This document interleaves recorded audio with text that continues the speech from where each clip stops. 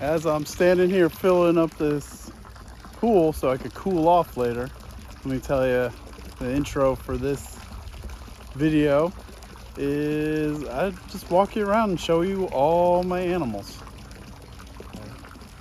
We do what we can. This is not our full-time job.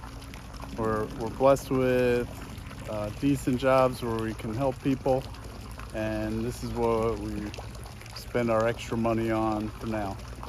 It's been a lot of work getting this place set up to run these animals a little more effectively, and it's still going to be a lot more work. Hopefully you follow along and see what kind of stuff we do. Thanks. Got a breeding rabbit. She stays in the garage.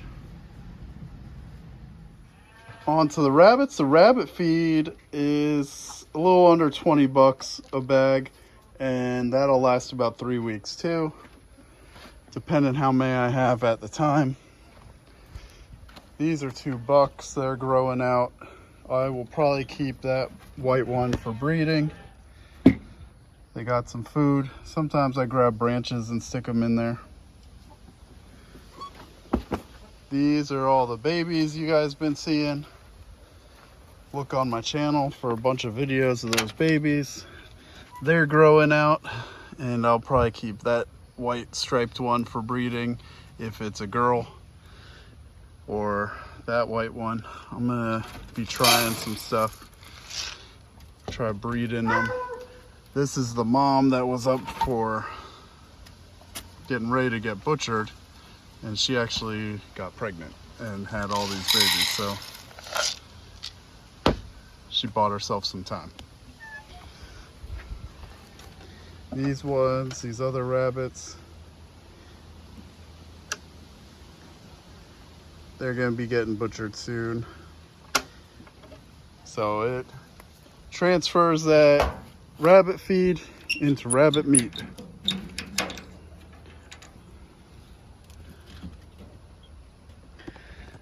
This boy did not do his job a couple times with that breeding one from the garage, so he's done. I think him and another boy might castrate each other. In total, I got about 15 rabbits, and they convert rabbit feed into rabbit meat. Sometimes I'll give them some hay, or if I have like fresh branches that the wind blows down, I'll throw it to them. They'll eat some of that. Sometimes I'll grab handfuls of weeds that are not poisonous but are invasive and give it to the rabbits. They'll, convert that to meat.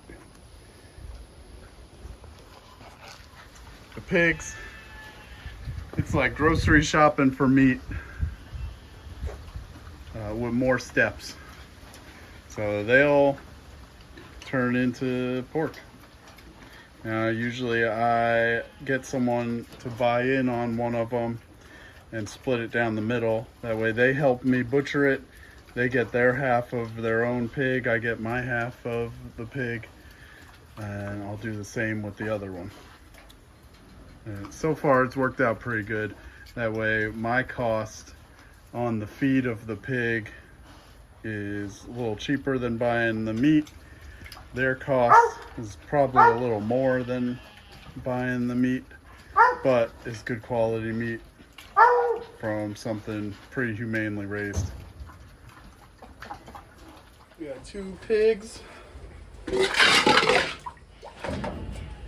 Their cost today is 0 because I cleaned out the fridge and pantry about once a week and give them some slop. But usually they eat grain, and it's $100 for 300 pounds of food, and that lasts about 3 weeks on average. Right now it lasts a little longer because they're tiny. It'll last a little shorter when they're big, but about 33 cents a pound, and it converts it all to pork. Because they grow out to mostly meat. Normally the hens don't cost me anything because they're free ranging. They're getting a little bit of pig feed and a little bit of the slop because I got them locked in. Now, you see there's 6, 7 of them in here. They've been locked in here, and they gave me 2, 3 eggs today. Because that one's a rooster, and that one's older. She's probably one of the ones not laying. So they don't usually cost, but having eggs, and we sell the eggs sometimes to people.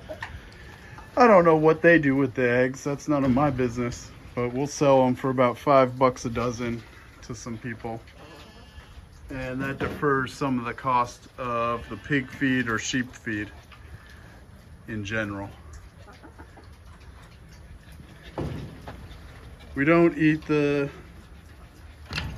chickens very often, but sometimes if we hatch some and get extra roosters, we'll put them in the crock pot, and then that saves on meat. These are 3 hens that somehow keep getting out of the coop, squeezing out some small hole somewhere. So they've been laying eggs somewhere else and not getting feed. But usually they're free range. I'm just trying to double check that I got the predator that was getting in the coop. So I have some traps over there while those hens are locked up. But these ones been cleaning up after the rams. It's been working, having these buckets here by the stairs. Those 3 escaped hens, at least 2 of them laid here, because this was empty this morning. And don't want to forget this broody hen who should be hatching these eggs. Oh, I hear babies. So they should be hatched tomorrow. Some might be hatched under her already. I'm gonna leave her be. I'll check tomorrow. These rams are getting grown out. That one back there is my breeding ram who had a wound on his leg, so I'm keeping him separate and on some plywood, but I'll have another short video about that. So check out these. So there's 5 rams here. They get grain.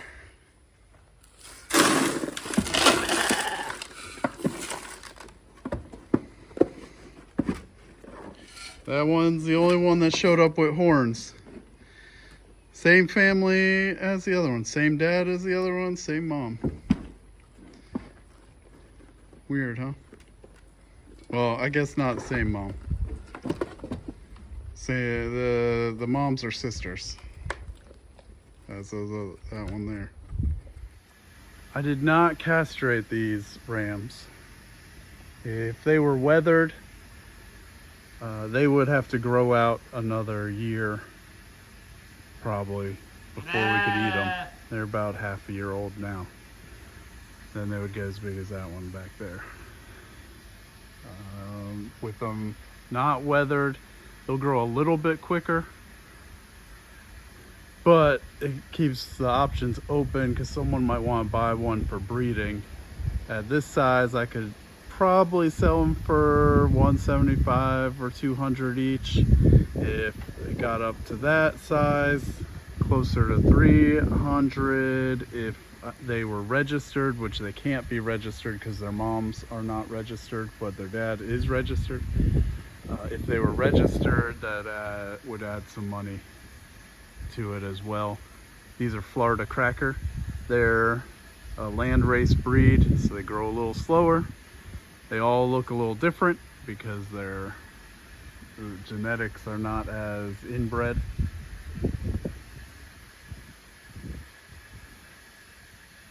So that's how they pay their way here, by being meat for us or by being sold and paying for a couple months of feed. This year we had a lot of females, which is good because I'm trying to grow the flock. Let's go look at the rest of the flock. Speaking of that, my buddy Rojo, he's a freeloader. I keep him with the sheep usually. I don't think he would protect them if a coyote came or anything. This goat here, it's a girl. You saw a video, I butchered the wether that I was keeping with her. But we might try to get a stud to just have a couple of goats mixed in with all these sheep. And I got about 20 sheep, well, about 25 over here, and 5 rams in the barn. So the plan is to keep breeding these. Definitely breed more of the big ones, the healthier ones, so that we can get a nice healthy stock and make more money off of selling them. As when they get older, they can just be butchered for some mutton or ground lamb. The meat's pretty mild compared to like store-bought lamb. There's the newest baby there. Her mom's a yearling that was pretty small.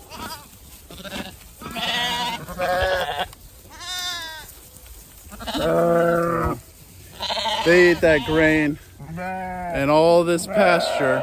They were over there a couple weeks ago. They've been over here for a couple weeks. Cut down some invasive trees back there for them to eat. So mostly they eat that. The grain is the same as the pig. It is about $100 for 300 pounds and lasts about 3 weeks or so. I try to time it out pretty close to 3 weeks so that I can be on a consistent schedule and know what to expect. They might get a little more once it's eaten down like this. If it's not time to move them to the next pasture, I try to keep them over here until the parasites, their poop is too much spread around, so then there's too much parasites. Of course, they got a lot of ryegrass they could be eating right here. And what I've been doing is when they're finished and eating everything down, I'm spraying some triclopyr in the field on the stuff they're not eating to get rid of it. And then this field will rest for a few months while they rotate around the other ones and get back over here. That poison will be gone.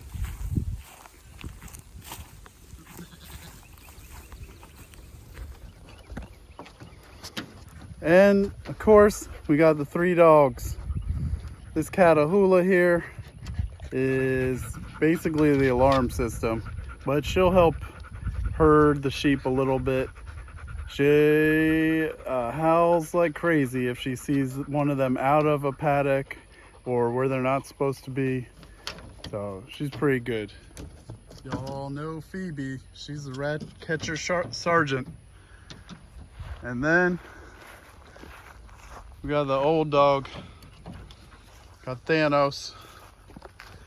He doesn't do much of anything. He's always within about 20 feet of me. Especially if I'm walking back and forth somewhere. He's right under where I need to be. So he'll catch a rat now and then, but he doesn't really earn his keep. He is pretty much the best listener though. Although Pepper's pretty good at listening too. Pepper hopes you enjoyed meeting all her friends around the farm while she licks her butt. Thanks for watching.